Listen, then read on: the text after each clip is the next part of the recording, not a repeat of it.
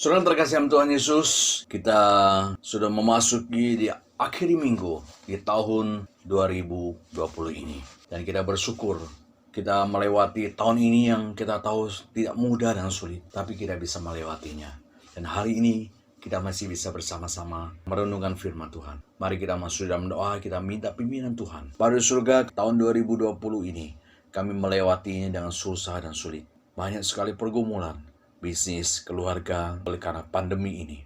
Dan sebab itu Tuhan, pada saat ini kami tidak mau bersyukur jikalau kami bisa melewatinya.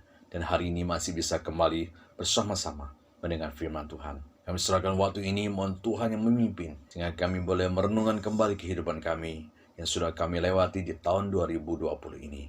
Dan kami boleh tetap dipimpin sesuai firman-Mu. Kami serahkan semua Bapa, waktu ini di dalam nama Yesus kami berdoa. Amin.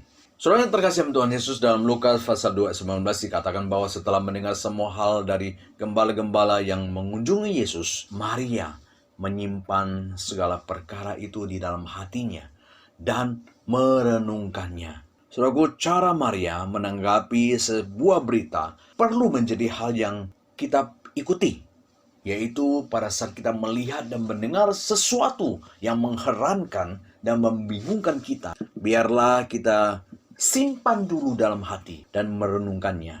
Jadi jangan langsung meresponinya dengan emosional, baik dengan sukacita yang besar atau dengan kesedihan yang besar, dengan langsung mengambil kesimpulan. Maria harusnya bisa langsung mengambil kesimpulan bahwa hal itu hal yang hebat. Aku ini betul-betul diberkati Allah. Kesaksian gembala membuktikan aku ini adalah orang yang hebat dan diberkati oleh Allah. Dia bisa berkata begitu kan? Nah, dia bisa katakan lagi, lihatlah, sampai malaikat juga datang memberitakan kelahiran anakku. Berarti aku ini adalah orang yang diberkati oleh Allah. Betul tidak kesimpulannya, saudaraku? Tentu tidak salah. Tetapi belum lengkap, karena kesimpulan tersebut masih berpusat diri. Karena kesimpulan yang lebih tepat adalah bahwa Yesus adalah juru selamat. Cerita gembala yang didatangi oleh malaikat untuk menunjukkan Yesus adalah Mesias yang dijanjikan. Hal itu masih butuh waktu bagi Maria untuk menyimpulkan dengan keyakinan bahwa Yesus adalah betul-betul Mesias. Karena kita lihat Maria juga masih butuh waktu, saudaraku. Sebab dia masih memperlakukan Yesus itu sebagai anak yang biasa. Saat Yesus di bait Allah tidak ikut dia pulang, dia marah pada Yesus. Dari jawaban Yesus, Yesus ingin dia tahu bahwa dia bukan anak yang biasa seperti anak yang lain. Di mana Yesus menjawab, bukankah aku harus berada di rumah Bapakku? Demikian juga saat Yesus begitu sibuk sampai lupa makan, Maria masih sulit menerima Yesus adalah Mesias, bukan anak biasa. Sehingga Maria sempat menganggap Yesus tidak waras karena bekerja sampai tidak makan, sehingga mau menjemput Yesus. Tapi Yesus menolak dan berkata kepada Maria bahwa dia bukan anak biasa seperti yang lain. Dengan berkata, siapakah ibuku? Yaitu setiap orang yang taat kepada Tuhan. Jadi saudaraku, mengapa Maria menyimpan segala perkara itu dalam hatinya dan merenungkannya? Karena dia masih butuh waktu untuk percaya bahwa Yesus adalah Mesias. Kecenderungannya sebagai manusia pasti akan selalu menganggap Yesus adalah anak biasa seperti yang lain. Maka ini teladan yang baik dari Maria. Saat mengalami peristiwa yang masih menjadi pertanyaan, dia tidak langsung ambil kesimpulan, tapi dia selalu menyimpan segala perkara dalam hatinya dan merenungkannya. Agar apa yang dia simpulkan bukan hanya berdasarkan satu fakta yang kurang akurat dan kurang lengkap, tapi benar-benar dari satu kesimpulan yang betul-betul benar. Sampai akhirnya Maria dikatakan yakin bahwa Yesus adalah Mesias setelah dia bangkit. Maka saat berkumpul di Yerusalem, Maria dikatakan bersama-sama rasul lain ikut menyembah Yesus. Di situ dia baru yakin. Itu adalah hasil daripada menyimpan segala perkara dalam hati dan merenungkannya. Soalnya ini yang perlu kita pelajari setiap hal yang kita lihat. Jangan cepat-cepat ambil kesimpulan hanya berdasarkan satu fakta. Tapi coba simpan dalam hati dan renungkan. Sampai Tuhan tunjukkan kepada kita kebenaran yang lengkap. Akhirnya kita pegang sebagai prinsip hidup. Tapi realitanya kita mudah sekali mengambil kesimpulan terhadap suatu peristiwa tanpa merenungkan terlebih dahulu, betul tidak? Saat hari ini kita usaha tidak lancar, kita langsung ambil kesimpulan bahwa wah tadi pagi pasti karena saya tidak berdoa, Jadi kalau kita tidak berdoa, Tuhan tidak memberkati kita. Saudaraku, apakah saat kita berdoa, Tuhan pasti memberkati kita dan usaha kita pasti selalu lancar dan ramai? Tidak, bukan. Tapi itulah kita mudah ambil kesimpulan saat mengalami sesuatu. Ada saat kita melihat orang lain tiba-tiba stroke dan kecelakaan. Kita langsung mengambil kesimpulan tanpa merenungkan apa yang terjadi pada dia. Kita langsung berkata, nah, itulah Tuhan sedang menghukum dia karena kemarin dia jahat pada saya. Apakah segitunya Tuhan membela kita yang bukan siapa-siapa, saudaraku? Padahal dia juga adalah anak Tuhan. Apakah Tuhan begitu sayang pada Anda daripada dia? Mungkin tidak. Justru sakit yang dialami justru karena Tuhan lebih sayang dia daripada kita. Supaya dia kembali kepada Tuhan. Daripada kita yang tetap lancar, akhirnya kita sombong dan jatuh dan dibuang Tuhan. Jadi jangan terlalu cepat ambil kesimpulan tanpa kita merenungkan apa yang terjadi pada orang lain atau pada kita. Karena kesimpulan yang kita ambil hanya sepihak dan hanya berdasarkan satu peristiwa. Jadi bisa salah. Jadi tidak bisa kita ambil kesimpulan apalagi menjadikan hal itu sebagai kebenaran untuk dipegang hanya berdasarkan satu fakta. Demikian juga dalam hal penilaian terhadap orang lain. Saat kita melihat orang lain tersenyum terus, tidak pernah mengeluh, kita langsung mengambil kesimpulan bahwa hidupnya enak dan lancar, lebih baik dari kita. Kita jadi iri sama mereka. Padahal saudaraku, mereka bukan lebih enak dari kita. Orang yang tersenyum bukan karena hidupnya lebih enak, tapi mereka tidak mengeluh seperti kita. Kalau kita apa-apa ngeluh, hingga anak juga dikeluhin, hanya karena anak sering menangis, susah makan, kita mengeluh bahwa anak kita itu susah, tidak seperti dia, anaknya enak. Padahal anak susah makan sudah menjadi hal biasa. Bukankah karena kita di zaman ini banyak jajanan? Mereka sudah biasa kita beri jajanan. Jadi jelas sulit makan makanan kita lagi. Sebab jajanan itu penyedap rasanya banyak. Dan rasanya bermacam-macam. Sedangkan makanan rumahan kita kan memang tidak banyak penyedap rasanya. Jadi kita yang ajak mereka jajan, mereka tidak mau makan rumahan, kita mengeluh. Setelah ada seorang menikah dengan seorang laki-laki di Kalimantan. Ternyata hidupnya tidak bahagia. Bahkan suami Kalimantan tersebut memukul istrinya yang berasal dari Sumatera. Sejak itu keluarga istrinya langsung mengambil kesimpulan dan menyarankan kepada saudara yang lain. Ikat ya, jangan menikah dengan orang Kalimantan. Karena orang Kalimantan itu suka pukul istri. Padahal, apakah suku lain tidak pukul istri? Tapi itulah kita. Saat kita melihat sesuatu, peristiwa kita langsung ambil kesimpulan. Dan menjadikannya sebagai satu prinsip hidup. Bahwa jangan menikah dengan orang Kalimantan. Orang Kalimantan suka pukul orang. Atau saat ada orang yang ingin anaknya lahir putih misalnya ya. Maka dia rajin minum susu kacang kedelai. Anaknya putih. Langsung ambil kesimpulan, supaya anak putih, maka ibu-ibu hamil coba minum susu kacang. Ternyata hal itu diikuti oleh teman saya. Ternyata saat anaknya lahir, memang dia tidak punya gen putih, tetap aja anaknya tidak putih. Ada yang memang punya gen putih, anaknya juga putih, walaupun tidak minum susu kacang. Yang ada malah setelah habis lahirkan, malah mamanya kena asam urat, karena kebanyakan makan kacang. Jadi inilah kita selalu mengambil kesimpulan berdasarkan satu peristiwa. Yang menjadi masalah adalah kita jadikan itu sebagai prinsip hidup kita sepanjang umur. Parahnya, hal itu juga kita dalam relasi dengan Tuhan. Ini yang dilakukan oleh orang Yahudi. Saya melihat orang buta sejak lahir. Langsung mengambil kesimpulan bahwa hal itu karena orang tuanya yang berdosa. Mereka bukan coba menyimpan dalam hati dan merenungkannya. Ternyata hal itu terjadi karena Tuhan ingin menyatakan kebesaran kemuliaannya kan. Jadi kesimpulan yang salah. Jadi tidak semua hal buruk bisa kita simpulkan sebagai kutuk atau sial. Karena dalam kasus orang buta ini, justru orang itu menjadi alat untuk menunjukkan kemuliaan Tuhan. Jadi Allah bisa memakai masalah kita, penyakit kita untuk kemuliaannya. Jadi jangan mudah mengambil kesimpulan dari satu peristiwa yang menimpa kita. Coba pada saat mengalami masalah, peristiwa, melihat sesuatu, simpan dalam hati seperti Maria.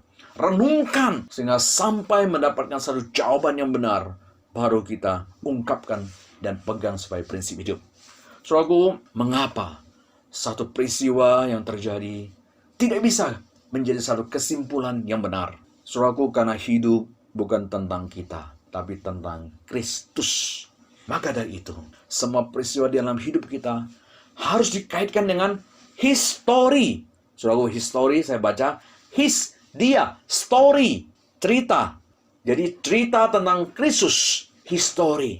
Inilah yang ditunjukkan oleh Alkitab. Apa yang diceritakan oleh para gembala bukan hanya sebuah story dari gembala, pengalaman gembala, tapi story, cerita tentang Kristus yang lahir menjadi juru selamat bagi dunia, bukan hanya bagi gembala saja. Sehingga itu bukan hanya kesukaan bagi gembala saja, tapi adalah kesukaan bagi dunia. Lalu kata malaikat itu kepada mereka, jangan takut, sebab sesungguhnya aku memberitakan kepadamu kesukaan besar untuk seluruh bangsa, bukan untuk gembala saja. Hari ini telah lahir bagimu juru selamat, yaitu Kristus Tuhan di kota Daud.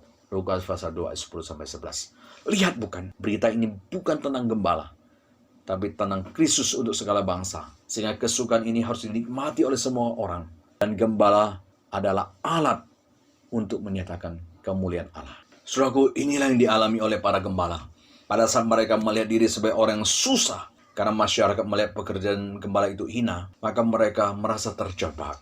Sehingga mungkin saat ditanya mereka juga berkata, sebenarnya saya tidak mau kerja seperti ini, menjadi gembala. Nggak enak. Tapi mau apa lagi? Zaman ini susah cari kerjaan.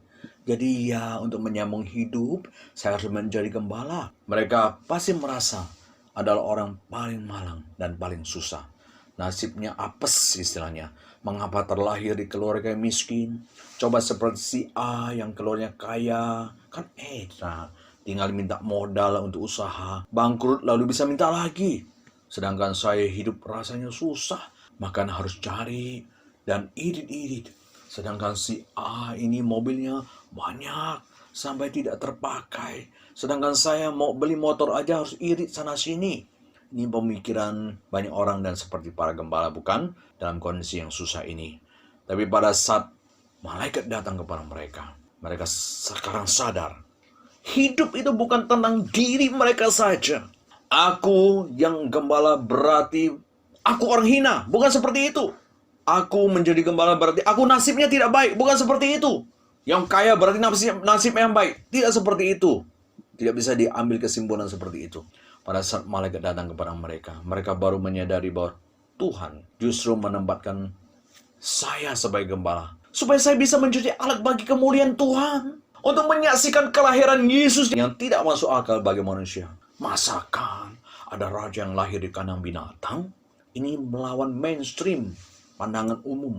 Semua raja lahirnya di istana raja. Jadi tanpa perlu bukti semua orang akan menyembah dia kalau lahir di istana raja. Tapi ini Yesus disebut raja. Tapi lahirnya di kandang binatang. Benar nggak ini raja atau cuman raja-rajaan? Dia suruh siapapun yang cerita tidak akan mau dipercaya. Bahwa ada raja lahir di kandang binatang. Yang lahir di kandang binatang pasti bukan raja tapi orang miskin. Itu kesimpulan kita kan. Lahir di kandang binatang pasti orang miskin. Lahir di tempat orang rumah mewah, pasti orang kaya. Lahir di rumah sakit ini, pasti orang kaya. Itu kan kesimpulan kita kan? Tapi kesaksian ini tidak bisa ditolak oleh orang lain. Karena para gembala itu menceritakan. Dan mereka tahu, para gembala itu sederhana dan jujur. Mereka tidak punya intrik seperti para politikus yang penuh intrik. Untuk kepentingan politis, mereka bisa melakukan apa saja. Yang penting bagi mereka bisa menang dan untung. Tapi para gembala ini, mereka polos. Mereka tidak punya kepentingan apa-apa. Jadi apa yang mereka ceritakan adalah benar dan tidak bisa dibantah. Apalagi mereka sudah melihat bagaimana malaikat datang memberi kabar kepada mereka. Maka mereka penuh sukacita.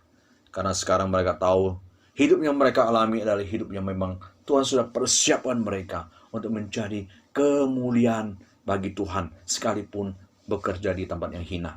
Tuhan tidak memakai para ahli Taurat atau orang Farisi yang penuh dengan intrik. Lihat saja, Yesus yang tidak bersalah bisa dibuat menjadi bersalah. Sehingga Yesus berhasil mereka salibkan. Lihat saja Barabas yang bersalah akhirnya bisa dibebaskan. Karena mereka penuh intrik politik. Jadi Yesus pun akan dipakai oleh mereka untuk mendapatkan kepentingan mereka. Mereka pasti akan memakai Yesus untuk keuntungan mereka. Kalau berita ini dikatakan kepada mereka. Setiap orang yang mau bertemu Yesus nanti harus bayar. Dan mereka akan buat antrian yang banyak. Yang antri yang pertama untuk bertemu dengan orang yang mau mendengar cerita tentang Yesus ini, mereka harus bayar mahal dulu, baru bisa dapat antrian depan. Maka Tuhan tidak memberikan berita itu kepada mereka, karena mereka akan memanipulir cerita tentang Tuhan Yesus ini dan kisah mereka tentang malaikat yang datang kepada mereka. Tapi para gembala, mereka tidak ada pikiran yang penuh dengan intrik untuk mencari keuntungan. Sehingga saat mereka mengalami peristiwa luar biasa ini, mereka melihat malaikat dan melihat Yesus, mereka bahagia dan tidak ada lagi cerita tentang gembala, bukan? Mereka tidak berusaha muncul untuk mencari nama. Mereka tidak menjadikan padang gurun sebagai tempat untuk arena mengundang banyak orang supaya mereka ceritakan pengalaman spektakuler ini dan mereka bisa mendapatkan uang yang banyak seperti yang dilakukan banyak orang saat ini, bukan? Ketika mereka bertemu dengan malaikat, bertemu dengan Tuhan Yesus, bertemu dengan surga, nggak ada pun dibikin ada.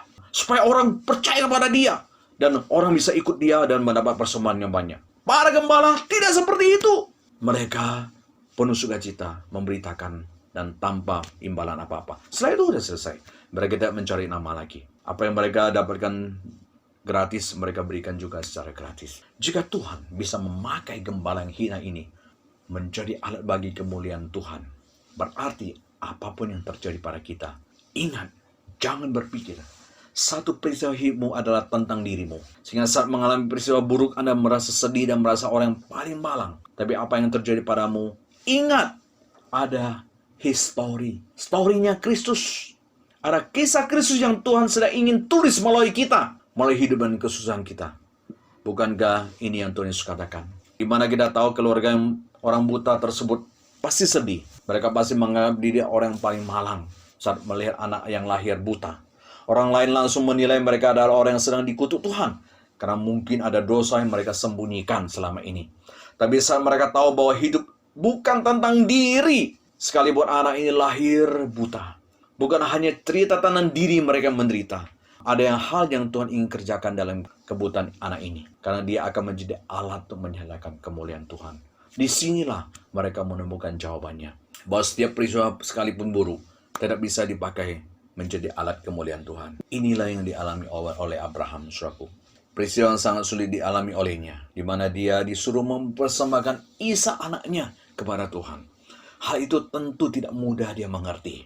Mengapa dia harus disuruh mempersembahkan anak satu-satunya yang dilahirkan di masa tuanya? Mengapa tidak mempersembahkan yang lain, anak kambing atau domba? Berapapun akan dia berikan. Mengapa harus anak satu-satunya ini? Abraham mengalami masalah yang cukup serius, di mana dia membayangkan akan mengalami kehilangan anak yang dia kasihi. Tapi dia mau tahan. Akhirnya Tuhan menyediakan anak domba untuk menggantikan Ishak sebagai korban. Menariknya, kisah pengalaman Abraham bukan hanya kisah tentang Abraham yang bergumul tentang persembahan, tapi dipakai oleh Tuhan untuk menggambarkan di mana Allah menyediakan anak domba, gambaran Kristus Yesus yang akan dipersembahkan menjadi korban untuk menggantikan manusia yang berdosa. Jadi kisah hidup kita bukan hanya tentang diri kita, tetapi kisah hidup kita bisa dikaitkan dengan Kristus. Maka apapun yang kita alami, ingat, terutama pada saat kita kehilangan orang yang kita kasihi. Bisa saja ini tidak hanya peristiwa tentang kita yang mengalami kehilangan, tapi bisa dikaitkan dengan Kristus yang mau berkarya di dalam hidup kita melalui kehilangan kita alami. Saudaraku, inilah yang dialami oleh seorang pencipta lagu.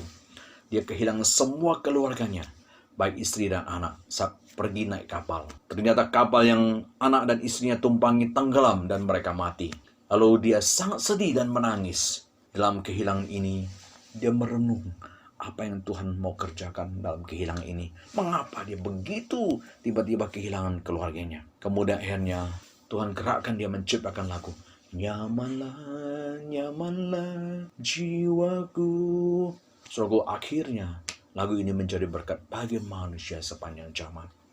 Jadi kehilangan yang dialami menjadi cerita Kristus yang menolong dan memberikan kekuatan kepada dia, sehingga dia tetap tenang, bisa tenang sekalipun mengalami kehilangan. Bukan hanya itu, juga kita lihat apa uniknya kisah orang Israel dihukum karena mereka suka mengeluh. Yang mana akhirnya Tuhan menghukum mereka dengan mengirim ular untuk menggigit mereka dan mereka mati. Tuhan memberikan jalan keluar kepada mereka setelah itu, yaitu menyuruh Musa membuat ular tembaga dan menaruhnya di atas sebuah tiang. Siapa yang sudah digigit ular tudung dan melihat pada ular tembaga itu akan hidup.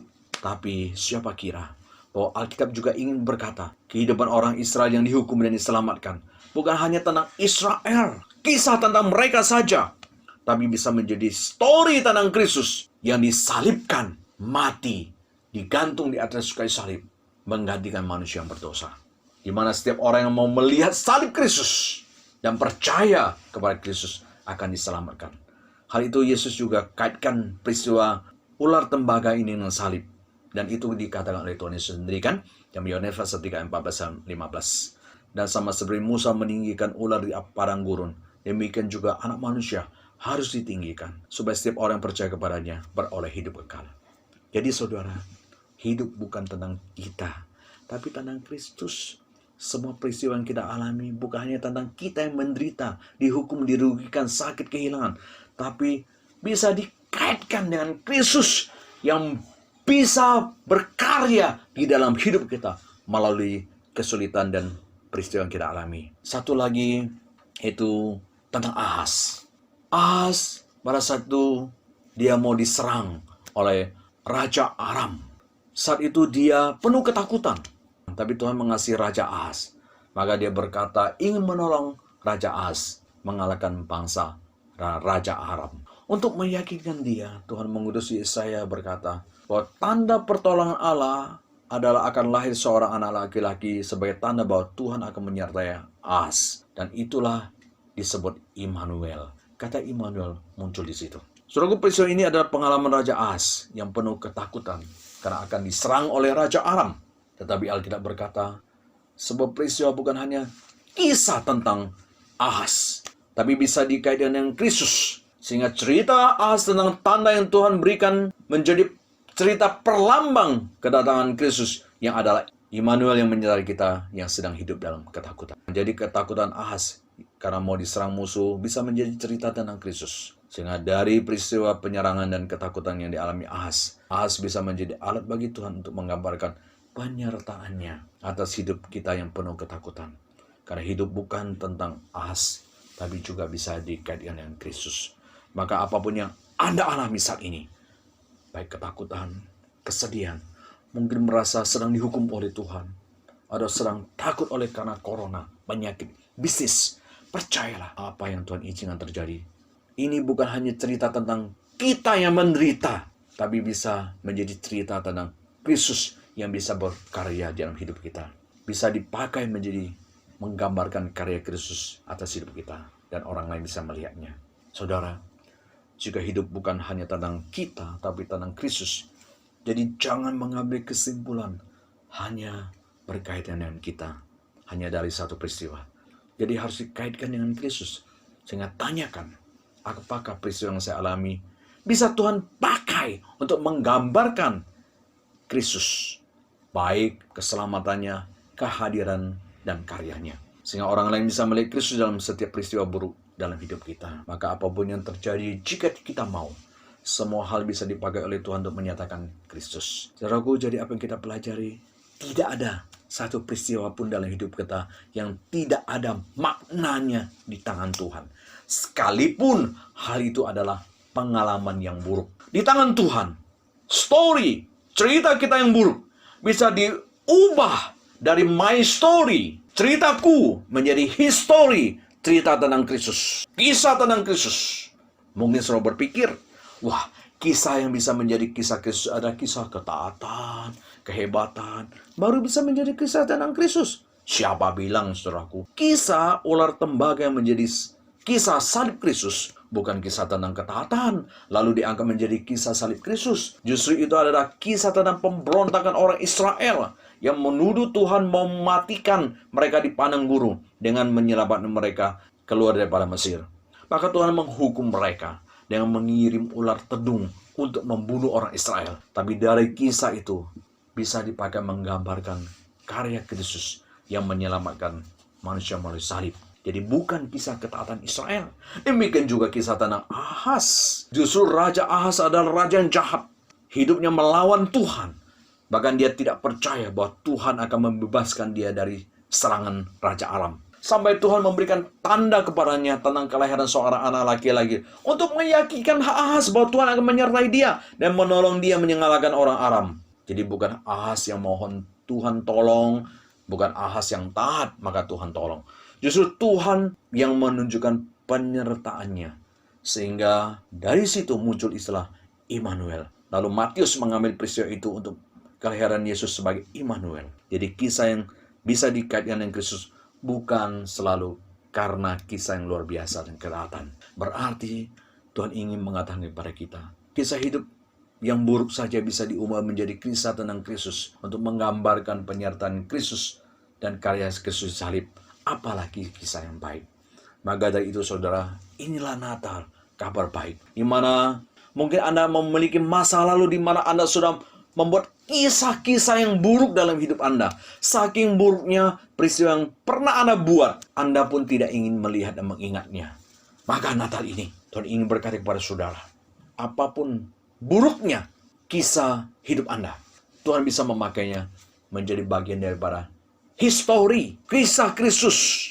Mungkin Anda merasa gagal dalam rumah tangga sampai harus bercerai. Saya percaya Anda ada yang bercerai, pasti sedih dan merasa gagal. Mungkin Anda yang pernah terjerat narkoba, perjinahan, perjudian, mabuk-mabukan, Anda merasa bodoh dan menyesal. Bahkan malu saat Anda mengingat diri dan masa lalu yang sudah Anda ukir dalam sejarah hidup Anda. Dan Anda merasa sudah tidak ada harapan lagi hidup. Dan tidak ada masa depan lagi. Karena saya hidup buruk seperti itu. Ingat hari ini, saya ingin katakan kepada saudara, kabar baik. Kisah buruk Anda bisa menjadi kisah Kristus untuk menggambarkan karya dan penyertaannya dalam hidup Anda. Sehingga orang lain bisa melihat Kristus dalam hidup Anda. Bagaimana merubah kisah diri menjadi kisah Kristus? Jangan mengambil kesimpulan dari satu story. Tapi lihatlah secara seluruh story, whole story. Jangan menilai masa depan hanya dari satu peristiwa. Tapi lihatlah apa akhirnya. Maka segera bertobat kembali pada Kristus. Hanya itu jalan bagi Anda untuk membuat kisah buruk hidupmu menjadi bagian daripada kisah karya Kristus. Maka jangan menilai dan menyimpulkan sesuatu dari satu peristiwa saja. Karena ada Tuhan yang bisa menjadikan bad story-mu, story burukmu, menjadi story tentang Kristus. Bukankah kita biasa melihat seorang anak yang lahir cacat, pasti kita langsung menilai anak ini pasti tidak punya masa depan lagi karena dia cacat. Maka orang tua yang menolak anaknya, bahkan saat di dalam kandungan, ketika tahu anaknya cacat, dia ingin menggugurkannya. Karena melihat anak cacat pasti tidak ada masa depan lagi, tidak ada harapan lagi hidup baik, bukan?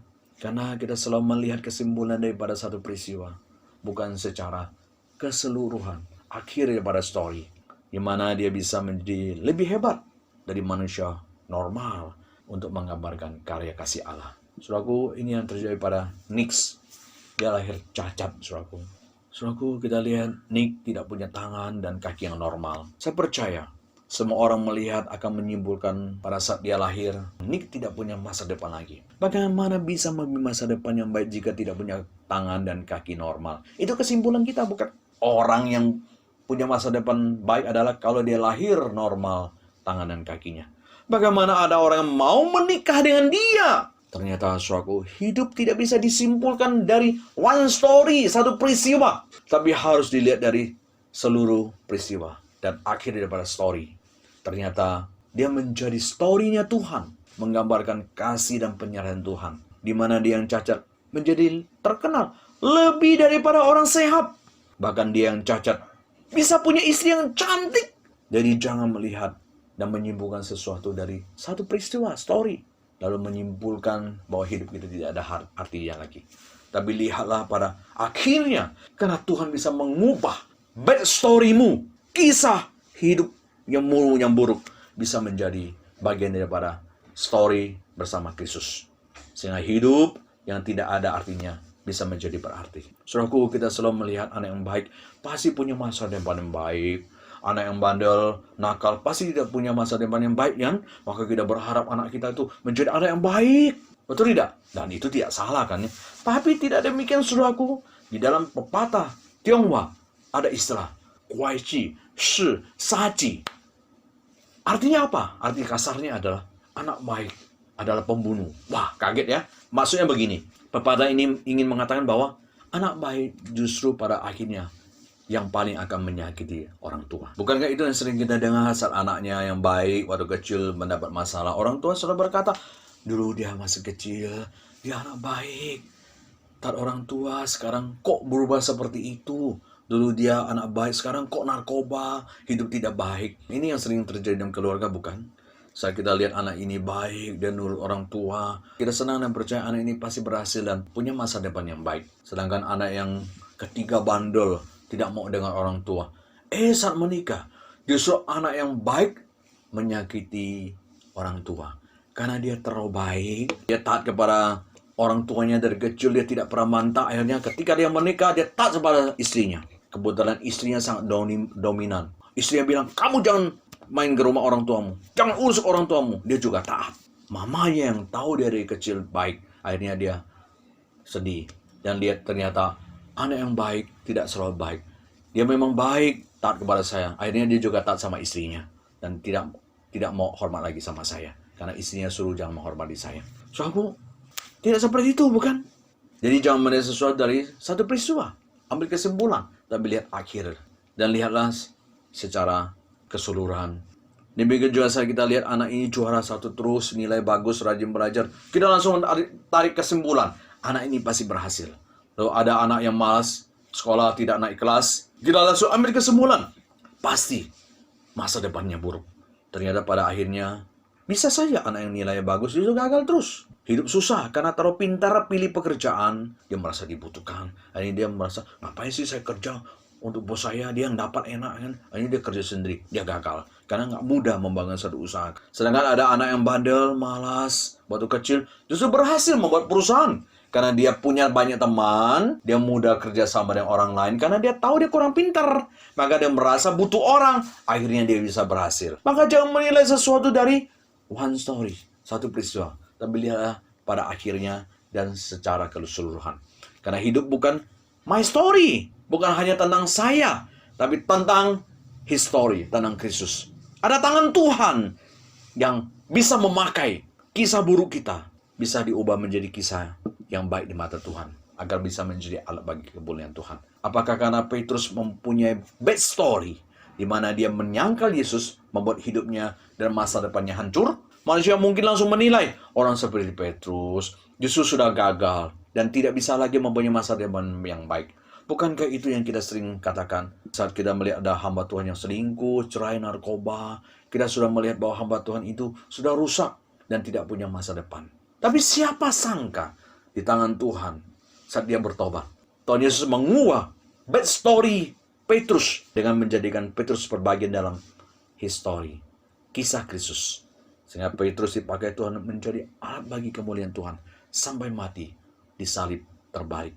Karena ketika dia bertobat, Tuhan memakai dia. Orang bisa lihat, itulah karya Kristus yang menerima semua orang yang berdosa dan datang kepada dia. Itulah bad story-nya daripada Petrus menyangkal Yesus. Tapi ketika dia bertobat, menjadi cerita tentang Kristus. Kasih yang besar menerima orang menyangkal dia. Kalau dia mau bertobat. Jadi hidup yang penuh dengan bad story yang saudara alami bukan akhir dari segalanya. Datanglah kepada Tuhan. Karena di tangan Tuhan, dia bisa menjadikan bad story Anda menjadi history, kisah tentang karya Kristus. Maka saudara, di Natal ini saya ingin bertanya, apa yang menjadi kisah buruk hidupmu di masa lalu? Jangan putus asa. Jangan merasa sudah tidak punya masa depan baik lagi.